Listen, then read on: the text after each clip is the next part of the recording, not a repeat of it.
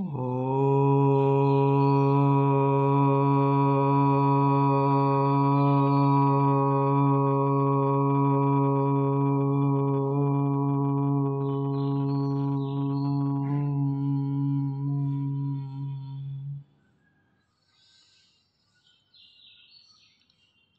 ब्रह्ममुरारिसुरार्जितलिङ्गं निर्मलभाषितशोभितलिङ्गम्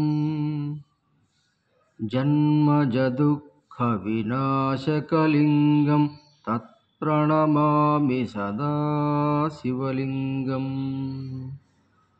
देवमुनिप्रवरार्चितलिङ्गं कामदहं करुणाकरलिङ्गम् रावणदर्पविनाशनलिङ्गं तत्प्रणमामि सदा शिवलिङ्गम् सर्वसुगन्धसुलेपितलिङ्गं बुद्धिविवर्धनकारणलिङ्गम् सिद्धसुरासुरवन्दितलिङ्गं तत्प्रणमामि सदा शिवलिङ्गम् कनकमहामणिभूषितलिङ्गं फणिपतिवेष्टितशोभितलिङ्गम् दक्षसुयज्ञविनाशनलिङ्गं तत्प्रणमामि सदा शिवलिङ्गम् कुङ्कुमचन्दनलेपितलिङ्गं पङ्कजहारसुशोभितलिङ्गम् सञ्चितपापविनाशनलिङ्गं तत्प्रणमामि सदा शिवलिङ्गम् देवगणार्चितसेवितलिङ्गं भावैर्भक्तिरिवेचनलिङ्गम्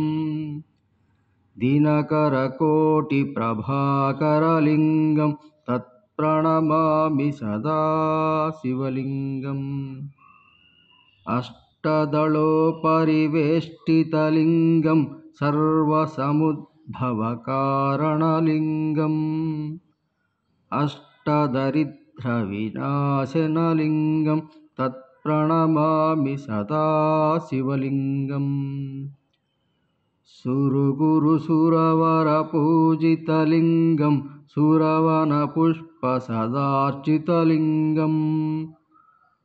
परात्परं परमात्मकलिङ्गं परमपदं तत्प्रणमामि सदा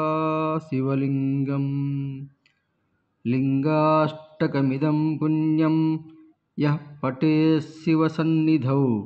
शिवलोकमवाप्नोति